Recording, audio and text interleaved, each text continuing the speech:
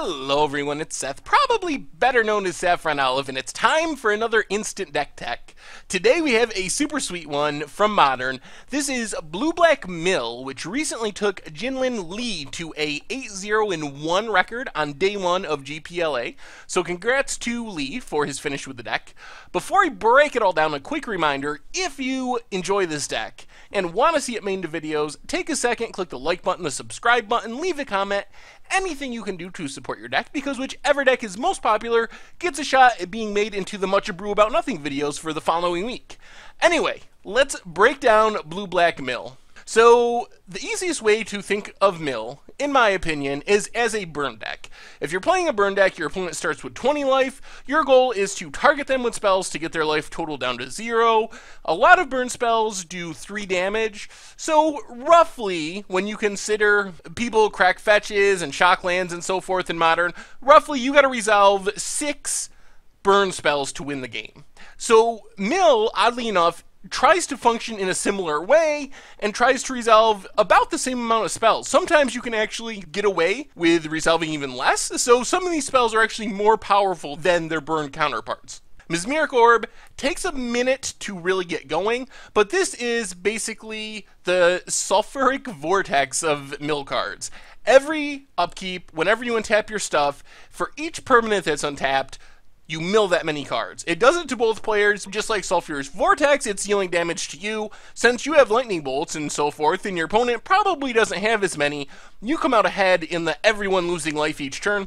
Mesmeric Orb is almost exactly that for Mill. At the upkeep, it does between 2 and 3 damage. It would be the burn equivalent, depending on how many permanents there are, but it's basically the Sulfuric Vortex of Mill cards. Glimpse the Unthinkable is the Lightning Bolt of Mill cards. You get 10 cards for only 2 mana, which if you consider 60 cards in a deck, that's 1/6 of your life total, or your library total, which is actually slightly better than Lightning Bolt, which does about 1/7, a little bit more than 1/7 of your life total. So Glimpse the Unthinkable, just the most efficient mill card ever printed. The Lightning Bolt of the deck. Mind Funeral, this is, I don't even know, the Exquisite Firecraft or something. It does a lot of damage, but it's a little more expensive. 3 mana. Target opponent reveals cards from the top of his or her library until 4 lands are revealed, and all those cards go into the graveyard. So depending on the situation, this can mill 4 cards would be the worst case, but sometimes it can also mill 20 cards in the right situation. So there's a bit of variance built in, but it's still a really powerful mill card. And then Archive Trap is essentially the Fire Blast of mill cards. It's overcosted on its front half at 5 mana, but most of the time you are casting it for free because you can cast it for 0 if your opponent searches their library, which means if they cracked a fetch. So 13 cards for 0 mana is just an insane deal. It amounts to basically 1/4 of your opponent's starting life total.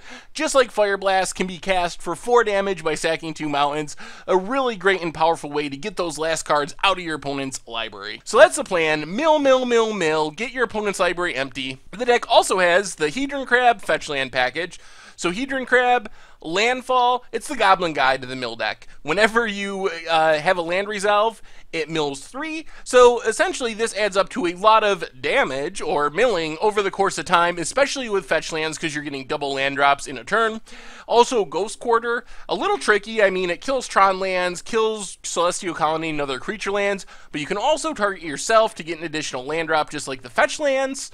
And then the new edition, Manic Scribe, mills 3 when it enters the battlefield, and then it can kind of be a backup Hedron Crab. If you have Delirium, it mills 3 on each opponent's upkeep, so you can keep the milling going. And then the big hitters that really close out the game, Ensnaring Bridge just keeps you alive through creatures. You don't really have removal per se, so you're looking to use Bridge, get your hand empty, and make sure that your opponent can't beat you down with creature damage while you're milling them out. And Crypt Incursion gains you a ton of life. You exile all creatures from the graveyard at instant speed and gain 3 for each creature exiled this way. So not only can this gain you 15, 21, 30 life in the late game, it also is a main deck way to exile an Emrakul, which is one of the ways this deck gets hosed, is that shuffle back in trigger from Emrakul. With Crypt Incursion, the library will still shuffle back in, but you get rid of the Emrakul, so it won't happen again next time. And then the rest of the deck takes advantage of the fact that graveyards are going to have a lot of cards in it. Jace's Phantasm, if there's 10 cards in an opponent's graveyard, 10 or more, it is a 5/5 flyer for 1 mana. Visions of Beyond Beyond, if there's 20 or more cards in a graveyard, is an Ancestral Recall. In Sheldock Isle, if there's 20 or less cards in a library, you get to cast the card exiled under it for free. Rest of the mana base: Darkslick Shores, Watery Grave, Swamps, and Islands. Sideboard: more Graveyard Hate, Extirpates, and Leylines of the Void.